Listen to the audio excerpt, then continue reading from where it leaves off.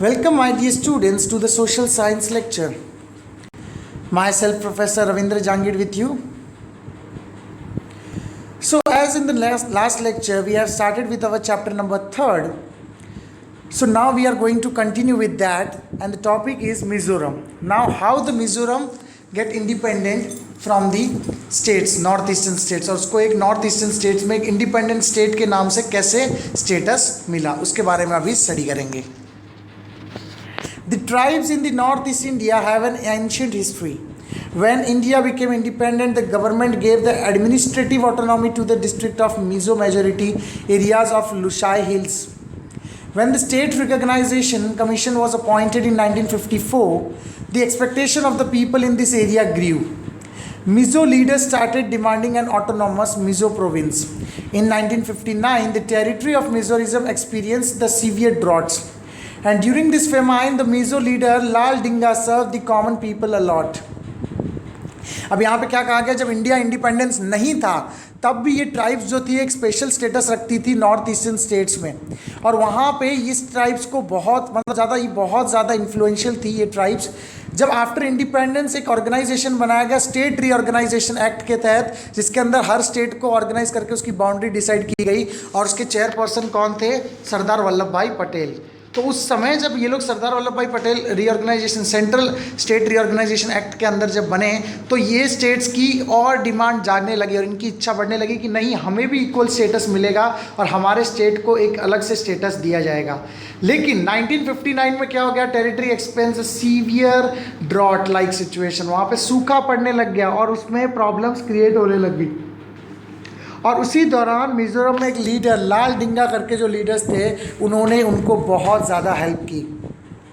And this he became the leader of Mizoram areas. In 1961, Lal Dinga established an organization called Mizo National Front.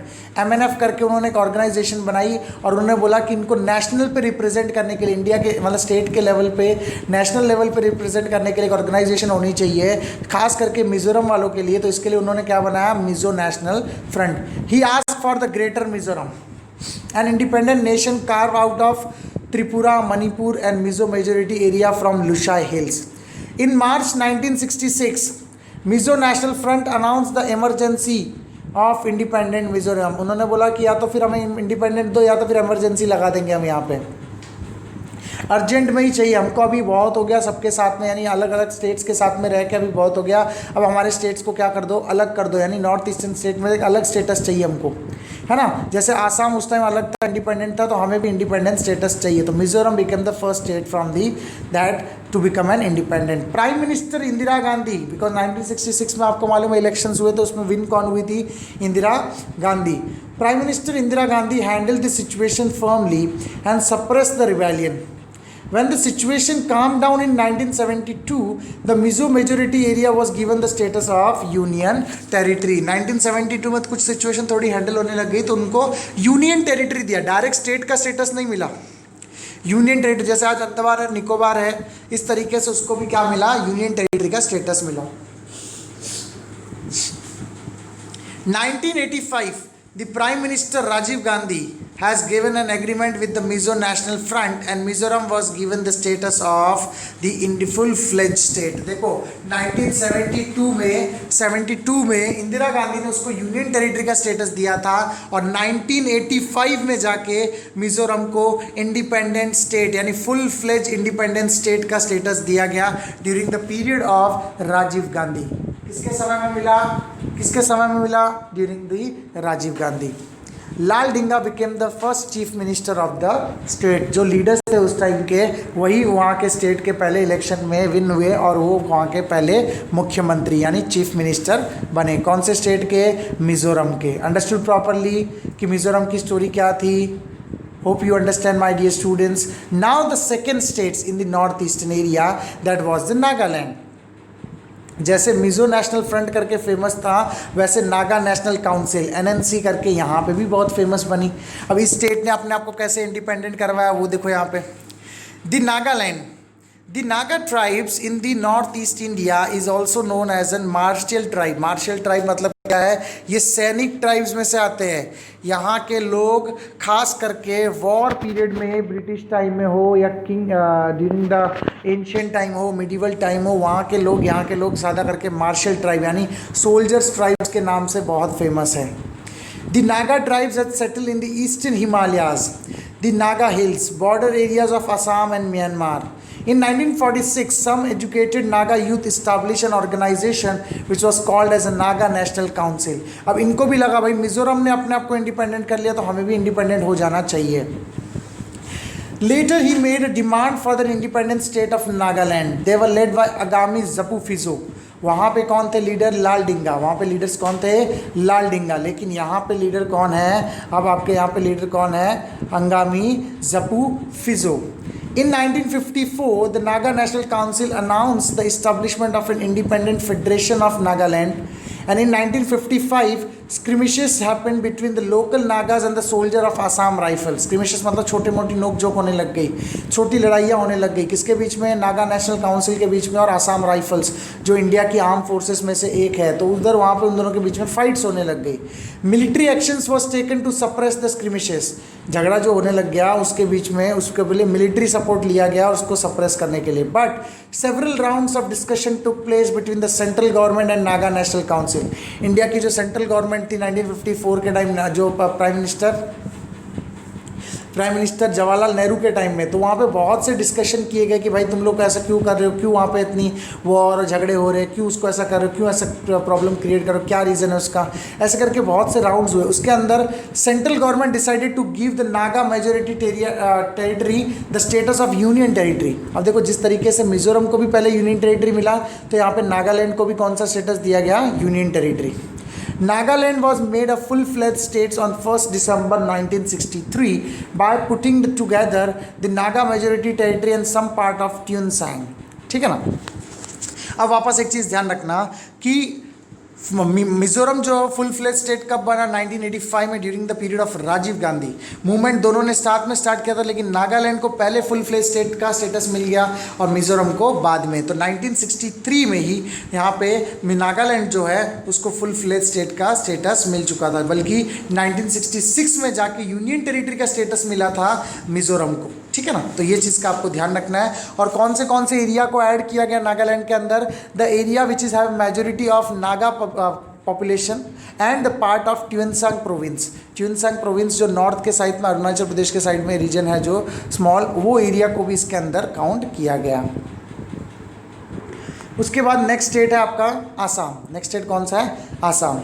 In 1983, there was an intense agitation staged by all Assam Student Union and Assam गण संग्राम परिषद। देखो आसाम ने भी अपने आप को अभी जैसे इंडिपेंडेंट की स्टेज पे आने लग गए, तो सब इसने भी अपना मूवमेंट स्टार्ट कर दिया और उस मूवमेंट का नाम क्या था? All Assam student union and Assam गण संग्राम परिषद over the questions of dominance in the Assam of Bengali migrants. Bengali migrants वहाँ पे ज़्यादा करके क्या करने लग गए? अपना मेजोरिटी पावर शो करने लग गए। तो इसके लिए उनको बंगाली प्रोविंस को, बंगाली पीपल को रिमूव करना था from Assam and they want to separate province for the Assamese people.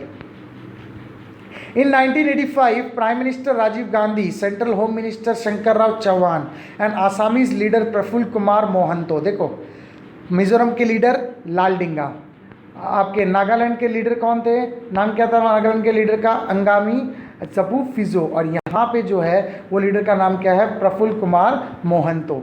Sign and accord, accord का मतलब होता है डॉक्यूमेंट असाइन करना। उसके अंदर डिसाइड क्या हुआ? देखो, it was decided to send the Bangladeshi citizen who has infiltrated in the Assam back to their original places. जब प्राइम मिनिस्टर राजीव गांधी और वहाँ के उस समय के होम मिनिस्टर शंकर राव चौहान और आसाम के जो लीडर थे, क्या नाम था उनका? प्रफुल्ल मोहंतो, उन्होंने एक अकॉर्ड साइन किया और उस पर डिसाइड किया कि जो बंगाली पीपल है उनको वापस उनके एरियाज़ में भेजा जाएगा जहाँ से वो लोग आए हैं, जो इन्फिल्ट्रेटेड है। इन्फिल्ट्रेटेड मतलब क्या है? चोरी छुपे यहाँ पे आए हुए हैं, उनकी बात कर रहे हैं। ठीक है, उनको वापस भेजा जाएगा। ये अकॉर्ड साइन हुआ। In 1986, elections were held to the Assam Legislative Assembly and Prafulla Mohanto of the Assam Gan Parishad। Assam, क्या नाम है? असम। देखो इनका बंगाली लैंग्वेज से बहुत ज़्यादा क्लोजनेस है। प्रफुल्लराव मोहंतो जो थे वो कौन सी पार्टी के थे? Assam Gana Parishad, became the new chief minister of state of Assam, and due to the democratic process it became the possible to establish the peace in Assam. तो जो वहाँ के लीडर्स थे, जिन्होंने वहाँ के लीडर्स लोग ने फाइट किया, वही जाके वहाँ के फर्स्ट स्टेट के चीफ मिनिस्टर बनने लग गए, ठीक है ना। तो जैसे लाल डिंगा ने मिजोरम को इंडिपेंडेंट दिलाया, इसके लिए 1985 में लाल डिंगा चीफ मिनिस्टर बने, उस हिसाब से यहाँ पे भी आसाम गण परिषद के जो लीडर थे प्रफुल्लराव मोहंतो, वो भी यहाँ के चीफ मिनिस्टर बने इन 1985 election, 1986 assembly elections. Next is the state of Arunachal Pradesh. Next is the state of Arunachal Pradesh. In 1954 NIFA was created. NIFA का फुल फॉर्म क्या है? North east frontier agency. मैंने आपको पहले ही बताया था 1954 में कौन सी एजेंसी बनाई गई? North east frontier agency. In 1972 it began to called as an Arunachal Pradesh region of rising sun. बढ़ता सूरज, उगता सूरज के नाम से ये अरुणाचल प्रदेश जो है फेमस होने लग गया, क्योंकि यहाँ पे एक्सपोर्ट्स चीज़ें जो डेवलप होने लगी, प्रोडक्शन होने लगे, वो बहुत ज़्यादा फेमस होने लगे, specially in the north east. इसको नॉर्थ ईस्ट का जगता सूरज कहा गया, किसको? Arunachal Pradesh. On February 28, 1987 it got the status of constituent state. पहले इसको जुड़वा स्टेट बोला गया आसाम से, constituent state, but during the period from 1960 up to 2000 north east India has progress towards a mature democracy and this area is on the path of progress through the industrialization, spread of education etc. और धीरे धीरे करके आज 2000 तक जितने भी states थे सारे इंडिपेंडेंट होने लग गए, और आज at present there were total 8 states in the north east India. But independent जब हुआ था इंडिया तब कितने स्टेट थे? There were only 4 states, but slowly and slowly the each and every states were liberated and get independent from the dependent states. तो उनमें अपने आप से इंडिपेंडेंट ले लिया, और आज जो स्टेट्स है उनमें से अरुणाचल प्रदेश जो है वो नॉर्थ ईस्ट इंडिया का राइजिंग स्टार के नाम से जाना जाता है, राइजिंग सन है, और ये यहाँ पे ग्रोथ बहुत ज़्यादा देखी जाती है। तो इस तरीके से पीस मेंटेन कर दिया गया नॉर्थ ईस्ट इंडिया में भी by spreading the education and spreading the seeds of industrialisation, और ये प्रोग्रेस के पाथ पे चलने लग गया। तो देखो पहले पंजाब के एरिया के अनरेस्ट को सप्रेस किया गया, और यहाँ पे नॉर्थ ईस्ट में जो रीजन में मूवमेंट चल रहे थे उनको भी सप्रेस किया गया, और उसके अंदर 3 स्टेट्स को इंडिपेंडेंट मिला, that is a Mizoram, Nagaland and the Assam and Arunachal Pradesh. Total there were 4 states. उसके बाद नेक्स्ट मूवमेंट्स जो 3 सबसे बड़ी मेजर कॉज है आज की 20th सेंचुरी के अंदर इंडियन गवर्नमेंट के लिए, वो कौन से है? Naxalism, communalism and regionalism. ये 3 मेजर गवर्नमेंट के लिए जो इंडिया आज भी फेस करती है इस तीनों चीज़ों की प्रॉब्लम्स। कैसे? नक्सलाइट मूवमेंट जो कभी कभार during the time of elections arise होते रहते हैं, और कम्युनलिज्म जो सांप्रदायिक भावना होती है ना, एक धर्म को छोटा बताना, दूसरे धर्म को बड़ा बताना, ये तरीके की जो रिलीजियस इन्फीरियरिटी जो शो करते एक रिलीजन को लेके दूसरे रिलीजन वाले, तो ये चीज़ें आज भी प्रॉब्लम्स क्रिएट होती है। तो अब ये स्टडी करते हैं next movement, that is a naxalite movement.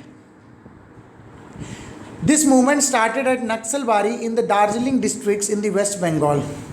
The Naxalites organized the small land-holding farmers and land laborers and took the charge of the land,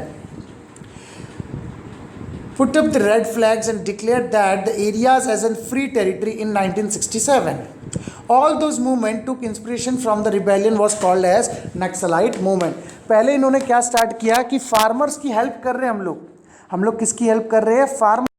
पहले इन्होंने क्या बोला कि हम किसकी हेल्प कर रहे हैं? फार्मर्स की हेल्प कर रहे हैं, और इस तरीके से इस मूवमेंट को स्टार्ट किया नक्सलबारी एरिया में। कौन से एरिया में? नक्सलबारी विलेज का नाम है जो दार्जिलिंग के एरियाज में आसपास आता है, वहाँ पे in West Bengal, Darjeeling district in West Bengal, Naxalbari village in the West Bengal, वहाँ पे ये मूवमेंट फर्स्ट टाइम स्टार्ट किया गया।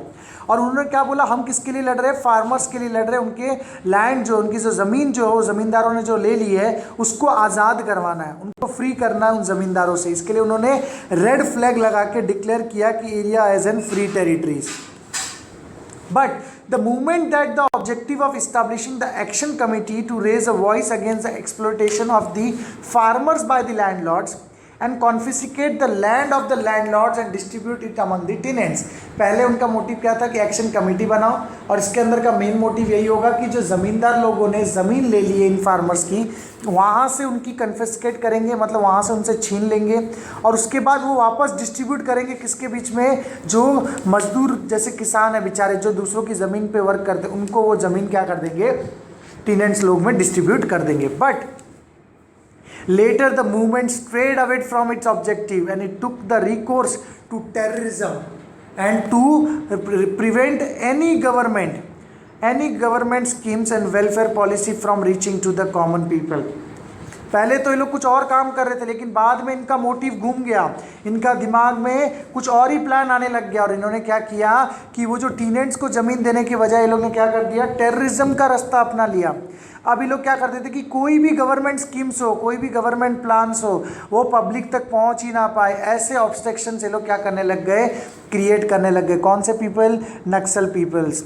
And the Naxalites started a parallel system by rejecting the democratic system, and this made Naxalism a serious challenge to the Indian national internal security।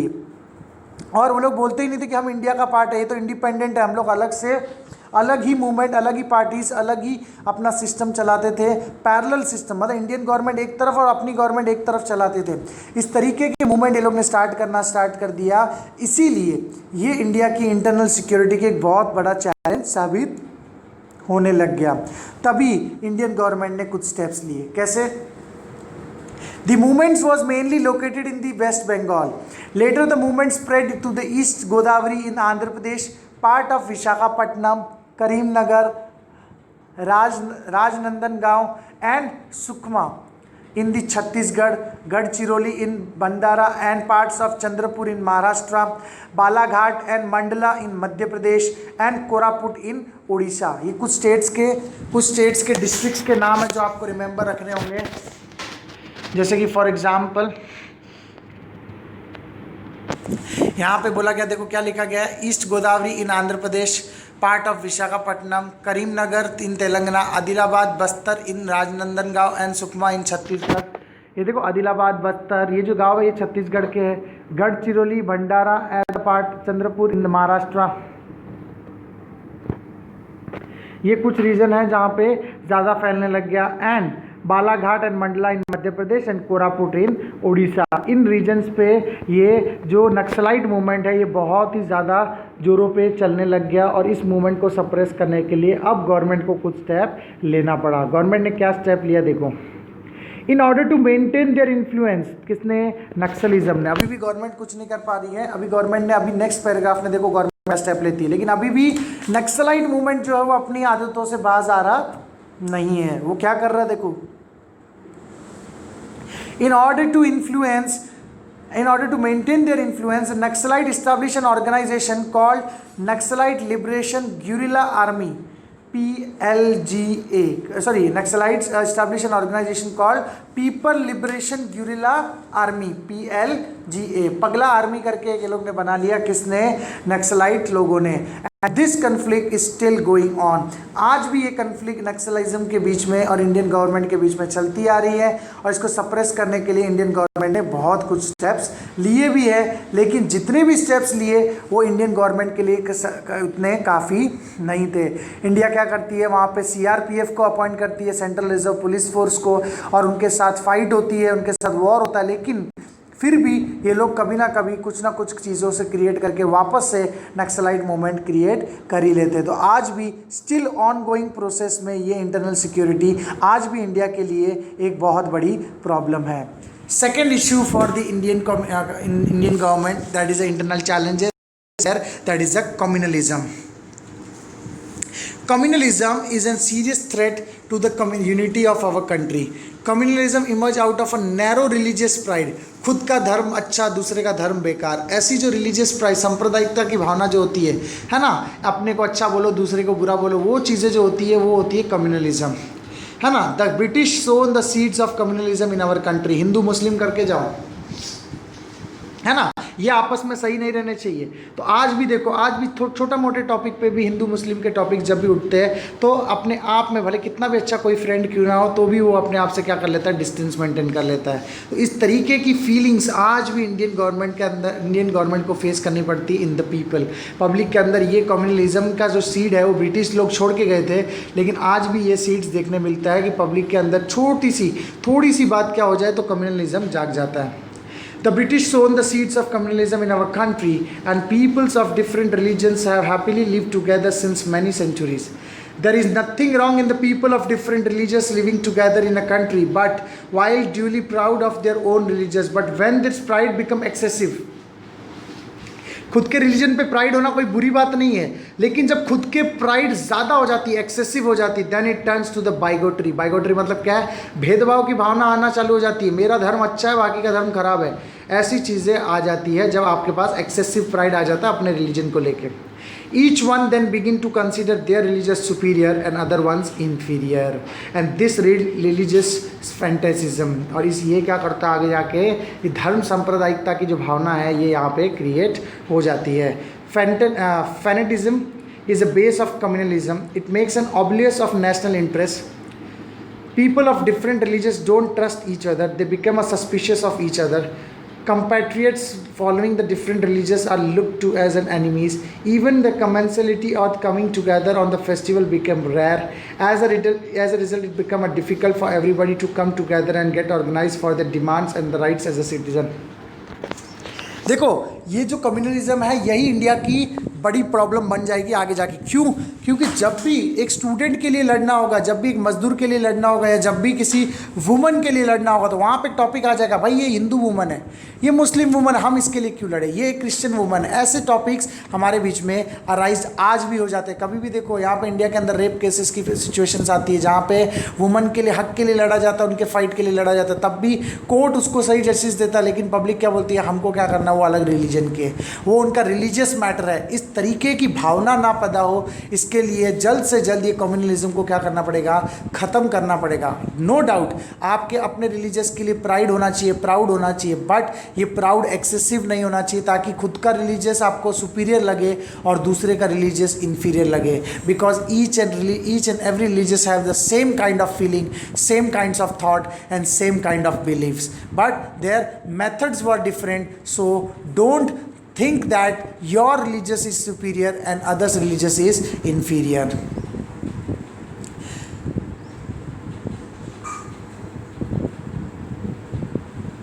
As a result, it becomes difficult for everybody to get together and organize for their demands and rights as a citizen.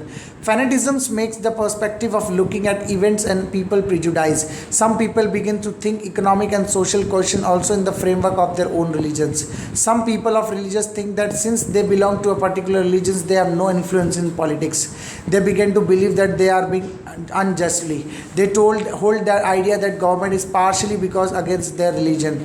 In such condition, they become too sensitive about the religious and the co-religionist. If anybody speak about the people of their religions or insult the religious symbol knowingly or unknowingly, riots break out because of such kind of thinking. देखो कभी कभार गलती से किसी को पता नहीं होता है और किसी ने उल्टा झंडा लगा दिया या उल्टी बाण लगा दी तो हिंदू मुस्लिम झगड़ा चालू हो जाता है। अगर किसी ने ग्रीन कलर का फ्लैग ऐसे ही फेंक दिया हो और मुस्लिम को लगता है इन्होंने जानबूझ के फेंका है तो राइट्स क्या हो जाती है, अराइज हो जाती। छोटी छोटी चीज़ों पे अगर कभी कभार तो ऐसा होता है कि पाकिस्तान से अगर हमला हो जाता है तो फिर से मुस्लिम्स के ऊपर शक किया जाता है कि ये लोग ने सपोर्ट किया होगा, ऐसा किया होगा। तो इस तरीके के छोटे मोटे इश्यूज़ को लेके किसी एक जन की प्रॉब्लम के कारण पूरे ग्रुप के ऊपर शक किया जाता है और उन चीज़ों की वजह से राइट्स अराइज हो जाते हैं। राइट्स का मतलब होता है दंगे अराइज हो जाते हैं और उसके कारण इंडिया को बहुत ज़्यादा प्रॉब्लम फेस करनी पड़ती है। Hundreds of innocent people were killed and the public property worth of crores of rupees is damage, public peace is destroyed and due to the bitter memories of this riots people are estrange from each other and mutual trust receive a setback. देखो हज़ारों लोग मरते हैं, लाखों की तादाद में लोग फंस जाते हैं, करोड़ों की प्रॉपर्टी बर्बाद हो जाती है और यहाँ पे शांति भंग हो जाती है। और इसी के कारण उस दंगों को याद करके फिर से एक दूसरे के साथ मिलजुल के रहने की जो भावना है ना, वो ट्रस्ट थोड़ा सा टूट जाता है। क्यों? क्योंकि जब भी ट्रस्ट बनाने की कोशिश करोगे तो वो दंगे आपको याद आते हैं कि ऐसी प्रॉब्लम इनके वजह से अराइज हुई थी या ये ग्रुप के वजह से अराइज हुई थी। तो कम्युनलिज्म की जो भावना है ना, वो बहुत बुरी है। अगर एक बार सीड स्टार्ट हो गया ना तो उसको ख़त्म करना बहुत मुश्किल है, और जो आज हम बहुत बुरी तरीके से फेस कर रहे हैं हमारे कंट्री के अंदर। वर्ल्ड तो फेस कर ही रहा है, वर्ल्ड में भी ऐसा नहीं कि सिर्फ हमारी कंट्री फेस कर रही है। इटली ईरान में भी फेस हो रहा है, इराक में भी सीरिया के साथ फेस हो रहा है, अमेरिका मैक्सिको के साथ फेस कर रहा है, इस तरीके की सब जगह पे। लेकिन जिस तरीके का लेवल पे इंडिया में कम्युनलिज्म हो चुका है वो वर्स्ट कंडीशन में जा चुका है। और इसके कारण जो म्यूचुअल ट्रस्ट था एक ग्रुप का दूसरे ग्रुप के ऊपर, जो बिफोर इंडिपेंडेंस था, वो ट्रस्ट आज वापस आया नहीं है। ठीक है ना? तो ये तरीके की प्रॉब्लम्स अराइज होती है due to the communalism. Trust between the people is the basis of coexistence. If the trust breaks, social unity receive a blow. How can national unity be achieved without the social unity? सामाजिक एकता नहीं होगी तो देश में एकता कैसे आएगी? ये सबसे बड़ी प्रॉब्लम्स हो चुकी है कम्युनलिज्म के कारण। Hence, it is necessary that we all counter this religious communalism with all our strength. And for this, we should mix with the people of different religions. We should accept the good practices and the ideas of each other. We should be able to look and understand our economic and social problem rationally, and we should not mix this question with the religious. है ना? देश की अर्थव्यवस्था, देश की सामाजिक व्यवस्था, देश का कल्चरल व्यवस्था को हम हमारे रिलीजियस के साथ कभी जोड़ेंगे नहीं। सबके साथ मिलजुल के रहेंगे, सबकी रिलीजियस की जो अच्छी आदतें हैं उनको एक्सेप्ट करेंगे, और उनको भी बोलेंगे कि जो आपके अंदर ऐसा कुछ गलत चीज़ें हैं तो उसको रिमूव करो। उनको भी अच्छे तरीक़ों के सिखाने की कोशिश करेंगे, और इस तरीके से हम ट्राई करेंगे कि कम्युनलिज्म को कम करने की कोशिश कर सकते हैं।